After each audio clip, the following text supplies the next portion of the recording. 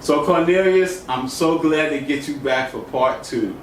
And where I want to start is from your ownership of a business in the fashion industry. I want you to talk about how that business got started, the nuts and bolts of putting that business together, and how you were doing business in the industry.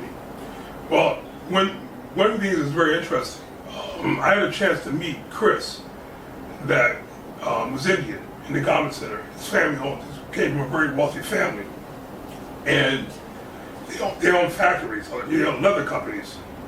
And I guess cows in India is a little bit sacred, but we were selling leather and making leather jackets. So what I was finding that was going on in the factories in the garment center was that they were throwing away these scraps. The scraps would be on the floor, everything like that. And what he was doing simple, different colored leather jackets. So what I started doing, I just talked to Chris. I said, what we should do is do something with these strips that's being on the floor and start doing different designs. So we started doing different designs on the jackets. Right. And we started doing 8-balls, started doing artwork on the back of the jacket, faces, all types of different things. And it became a great success. So we had an artist that also painted. They were painting on the back of the jackets also with brush painting. So we started selling those, and that's when we opened the store up called Crisscross. And by opening the store up, what was happening is that we became very successful because with rhinestones in the jacket, things like that. So it became very successful. The people started coming in, performers started coming in into the store, and it became a celebrity haven with the Village Voice and all these different others, Women's Wear Daily, and all these other different magazines and companies started publishing the store. And when we first opened the store, we gutted it. We gutted the whole store. We turned into a fashion statement. It was a store that you walk into and you know you walk into something very special. And by doing that, we became a success. And we started selling the jackets overseas. We started selling the jackets here in New York. We had them in just about every store. And the jackets, we're manufacturing in India. The cost of the jacket in India was $35. Right. Our landing cost. And the landing cost there, we ended up, we didn't need a broker. We didn't have to go through a bank to get a broker to get it released because Chris was wealthy. He actually lived in New York off and on, but he also lived in India. So he wanted to make sure that the factory was being run right in New York, in India. Exactly. So I ran the information in the company here in New York. But I want to take a little bit back. I want to take a few steps back, and I want you to talk about where you talked about landed, because that a lot of people don't understand when you're doing business overseas. There's first cost. There's a first cost that the product that you buy overseas, and then you arrange for the delivery of the goods to the States, or it's a landed cost where the goods are manufactured overseas and the manufacturer delivered the goods overseas, from overseas to stateside. No. Well, what happens is that the bank, see, when you deal with landing costs, that can be over $20, $50, $100,000, $200,000. So what happens? The bank is the broker. Well, the bank is the factor. The bank is the factor. Right. Right. So by being the factor, the bank would pay for the release. Exactly. Of the merchandise. So by doing that, at our cost, we're writing them off at $500, $600. The reason why I brought up that topic is because I was also an importer. I would import really fine shoes from Italy. So I dealt with the first cost and the landing cost, right. And I had Citibank was my factor, and also my freight forwarder was Roberts Riley and Sons. There was a freight forwarder out in Elmont, Long Island, and I used them. And I wanted to bring that up so that people can understand how you do business overseas. Well, that's when you start talking about freight costs, landing costs. That's when you're doing business. That's when you're doing serious business. That's when you're doing serious business. And I kind of wanted for you to elaborate on that as in the category of the nuts and bolts of doing business. Well, it's very interesting because when you start dealing with a factor and you start dealing with money, what we call the trading of money, And the garment center, what was going on also it was a big drug business going into the garment centers also.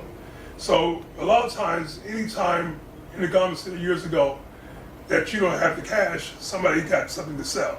Exactly. And Well, so, it was the barter system. yeah, it's a barter system. So it was a lot of money being flowed through. But making a long story short, it was a system where everybody was making money, everybody was stealing, everybody was doing drugs. Anytime that you went to the big parties, you'll see these designers or salespeople, they'll be millionaires. I mean, anytime that you go out, you party in the Hamptons, you party in Fire Island, you party all through the island because they own houses. You know what I'm saying? Yeah. So what was it about that fashion environment that began to change? What were the dynamics that took the fashion world from this big glamorous place where the parties and the buyers were really in control to where basically we are like sort of like now? It was cheaper. It's one of the things about the garment center. It was cheaper to do it in India. Right. It was cheaper to do it in China. Right. Japan. So it was very, very interesting to do it overseas. So a lot of things that was being manufactured, and sent over here. But there were, in the garment center, there was a lot of factories in the garment center. Exactly. That actually, dealt with designing clothing. But it was too expensive to pay a designer or a house. All right, and also the manufacturing, because I tell this story a million times, how the garment district right here in New York probably produced about 60% of the entire country's clothing. Well, anytime a buyer came to New York, that was a big buyer throughout the country. They came to here. market with. Exactly. They came here from market with. So it was a thing that it was a who's who. Right. And a buyer, in that period of time, you could have a buyer that can be making $1 million. Exactly. And we call it the $1 million pin. That's right. And that was the buyer That's that you had to. That's the buyer that you wanted to get to know, because that buyer could come in and with the pen and swipe off $1 million easily. Exactly. Okay. Her salary's $1 million. Right. So what happened was that with the GMs, and the GM was the senior vice presidents of the company that actually buyers worked under. So the GM started, when the garment center started losing money and the store started losing money, Associated Dry Goods, Bloomingdale's, Macy's, Right. they started, Associated Dry Goods, they started telling the GMs that they would have to make decisions instead of the buyers. It was a way of them pulling back on the buyers. They took the power away from the buyers. Took the buyers away from the buyers. So, the GMs actually made decisions which anytime you go to a show, the GM would be there, but the buyer would make a decision because the buyer was hired to know the line that she wants to buy for her department. Exactly. She was an expert in that area, and that's why she made the big money. So it was really interesting because we lost that. When buyers was glamour, the buyers had more respect than anybody else. That's right. When you saw a buyer, you take her to dinner. That's you right. get her drunk. Because those are the people that give you your little perks at the end of the season when you do the major sell-throughs of their product. You got gifts for. Well, the thing is selling that goods. it's not just the gift. It's basically when you deal with a buyer that has a pen, she's making you a millionaire. Oh, absolutely. Okay, so she's putting the better goods on your floor. Right. Well, the thing is, if the buyer doesn't know it's better goods, the buyer would know what to buy. Right. The buyer's job was to know what to buy and what was good for the market and was good for the store. Like you had a style with Lauren Taylor, you had a style with Burl Goodman, you had a style with Saks Fifth Avenue. They all had a different look. And their look was basically find the greatest designers and the most unique clothing that you can find to go into their stores. And that's how you knew it was Saks Fifth Avenue line, that's how you know that was Lauren Taylor's line, or Burl Goodman's. Everybody had a buyer that actually knew what to buy for that particular store. And Right. What division he was buying for. Exactly. So now talk about when all of the industry would converge a couple of times a year in New York, for whether it's a buyer's week or where people come, whether it's fashion week. Talk about that experience from back in the day. Well, during that period of time, I stayed drunk. So the thing was that it was one big party. It was a party for a week. I mean, every day is a party. So you wanted to make it to the parties and to the fashion shows because you wanted to be seen. You wanted to make contacts where you can meet people that actually was in the business, where that can actually deal with buying your line, or you get to know and inviting them to dinner or cocktails.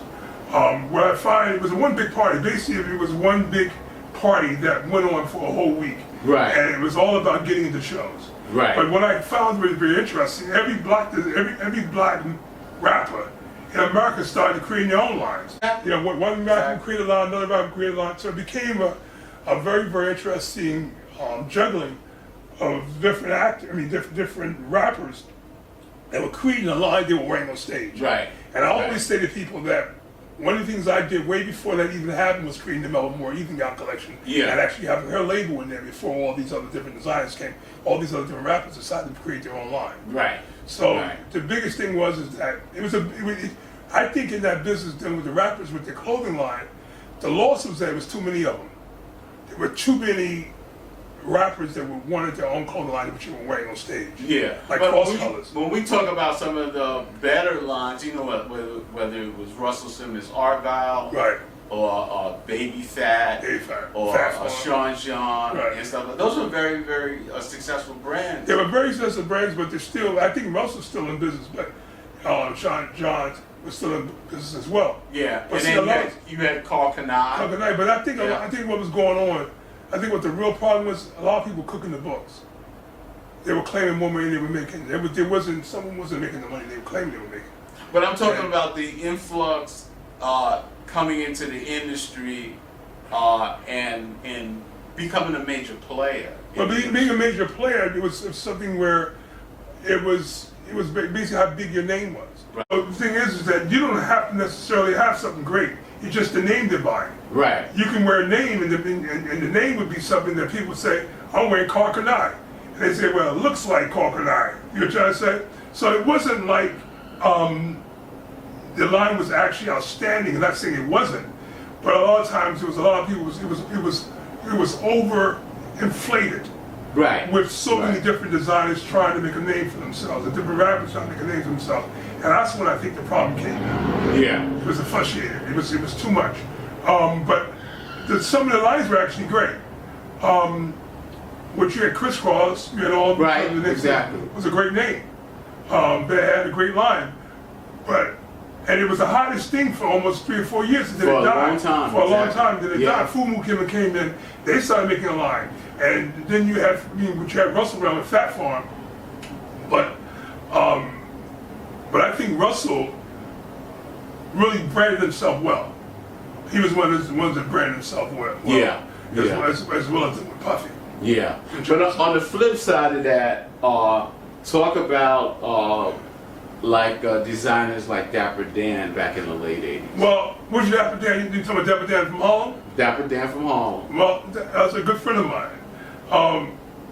I remember Mike Tyson, and we used to hang out at a place called Terranova. It used to be across the street from Lloyd Johnson, 39th Street between 5th and 6th Avenue. That's where we used to hang out at. And after we were hanging out drinking there, and a friend of mine, Gary, was his bodyguard. So we used to go up to Harlem up to Dapper Dan's. So we used to go up there, and Mike used to buy all these different leather outfits. We run to everybody up from there. 50 Cent, you run it. But that's even before 50 Cent even existed. Exactly. So when Eric B, Rakim, so when you go Alpo, when you go Rich Porter and those kids up. So when you go in there, they have all the rappers on the wall. When you go to Dapper Dan's in the Brownstone, they have all the rappers on the wall. So the biggest thing for you to do when you go to Dapper Dan's, they ask you who these rappers are of the line. They have all their pictures on the wall, groups of them put together, and you have to guess who they are. And you had to take you to a whole tour within the Brownstone, before that, he had a store on 125th Street. Yes, he did. And that's where we used to go. We didn't go in the Brownstone, but now Gucci has given him millions and millions of dollars. Right, he's gone corporate. I think he was a ghetto corporate before, but now he's ghetto rich. Yeah. You know what I'm trying to say? So there's a big difference of what he was doing before and what he's doing now. Right. He made a lot of money now. Dapper Dan made a lot of money. Oh, absolutely. Okay, that's my boy. He made a lot of money. But the bottom line, the money he got now, it's a lot bigger than what he got when he was doing the line independently before.